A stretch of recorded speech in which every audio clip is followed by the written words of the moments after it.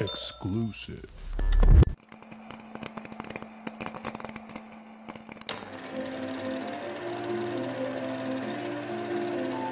Hello, wie geht's? RedEye. This is very exciting. How do you say we're so amped? We are so excited and psyched, Adelic, to be here for Birth of a Nation. Yes, and remember, always, Hitler's coming! As I said, I'm from Chicago. You guys both, of course, spent some times of your life in Chicago at different points for each of you, but how much do you feel like you were, your lives were changed or shaped by your time in Chicago? Well, I mean, certainly my accent. I lived there for 4.5 years as a kid, from 7 to 11 to 12, so it's like very formative ages for your accent. And now I sound like if you were going to animate a movie about a Vienna beef. That's what I sound like. Can that happen, please? I'm sure it's on the way. For me, it's where I was doing improv before, but Chicago is where I sunk my teeth into like long form improv and improv as an art form as opposed to just like a silly 8-minute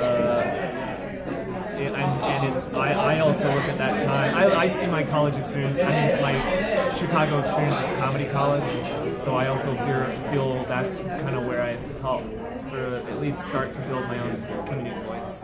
And you met, and you're a lot of, I mean, you met TJ, Kumail, that kind of other Chicago. Yeah. I'm now imagining you guys competing with like Jim Belushi and Vince Vaughn and all these guys for the voice of Talking Hot Dog, which is a strange audition to imagine. They'll win, yeah. I don't see myself taking down Jim Belushi. Well, Thomas.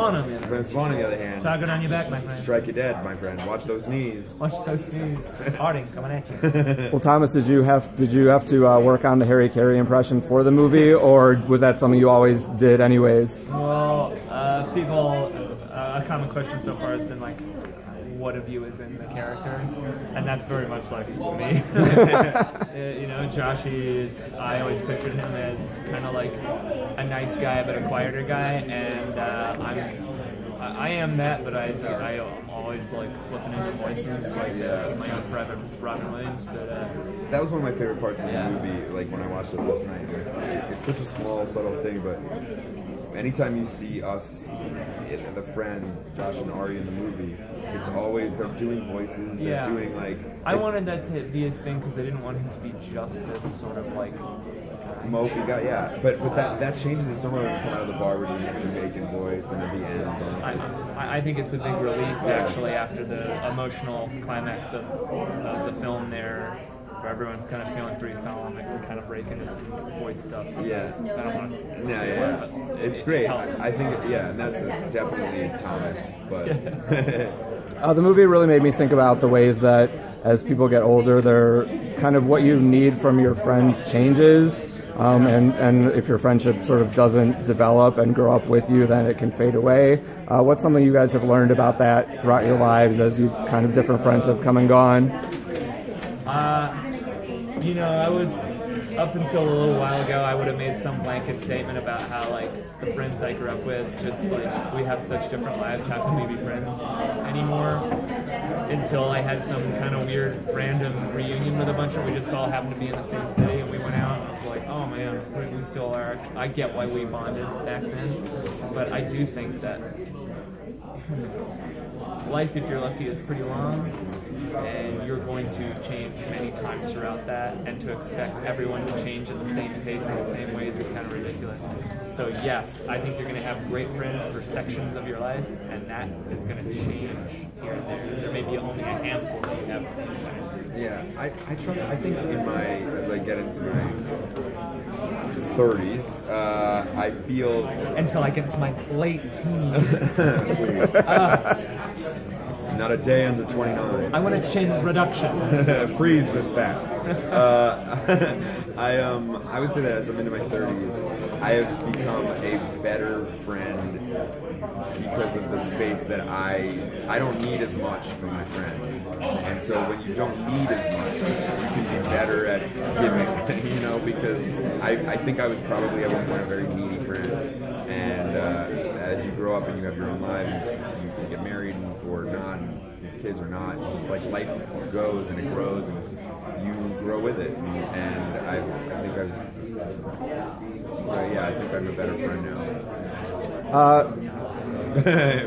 Thomas doesn't think so, but certainly there are exceptions to this, but in my experience with my group of friends, for bachelor parties, the guys do a full weekend. They go to a different city. They really blow it out.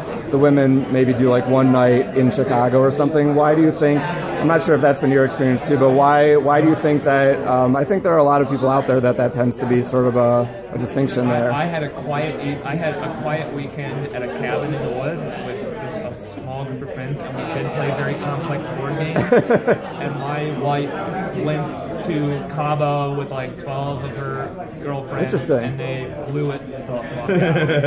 Yeah, it's each his own, man. I don't know if there's like a gender role thing, because I went to Las Vegas and like tore it up, and my wife the same weekend went to New York and like destroyed the city. So, and then maybe that's who we are, and so you know they do like that. But Speaking as an improviser who's done plenty of shows for bachelorette parties where the girls come on with the jars and the dicks in the head, they're yapping away. I would never say that girls and their bachelorette parties are tame. My experience is they're loud, drunken, and rather obnoxious, but that's what it's about. And wild. Yeah. I watch bachelorette party porn. If you watch it, I'm like kind of into it. I know, and you want to believe that it's real, but it's not. You know it's not real, but it's like it's really and hot. There's a guy with a fucking big tough teddy bear head on his butt, and they're like they're clapping, and he's got to just like fuck his way through a party. And they're all like, oh sure, I'll suck his wiener. Yeah, I love it. It's really hot. Yeah, I'm into it. And you want to believe these nasty little girls. Yeah, like nasty. I want to believe mine too. Yeah, oh my god. Is that why I like it even more? I gotta be on my toes.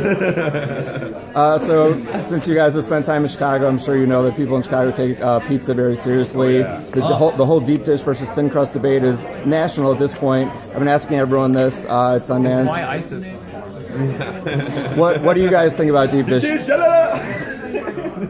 It's not necessary. Do you prefer it thick like that? Would you rather have it thin? What do you think about the whole deep dish debate? Ooh. There's also a nice, we're ignoring medium crust, I mean just a standard crust. If I had my choice, and I hate to say it, Chicago, but if I had my choice between deep dish or thin, if it's like you only get one, I'm gonna go thin. We're also forgetting like the new artisanal craze. Of like a small pizza. A personal pan? Not even a pan, not even a pan, but like, you know, we go like Pitfire Grill and you get like a small pizza. And it's like all to you? A flatbread. And it's all to you? It's all to you. See, I'd call that thin. You know, in the size, you got personal, small, large, XXL. Holy shit, Mikey, you ordered what? There is also one other kind of pizza in Philadelphia. They have like just a tomato pie, which is delicious. Huh. I'm gonna say New York thin crust for me. Oh yeah, and then now we're talking calzone. Oh god, no, the whole thing. You've opened up a can of worms.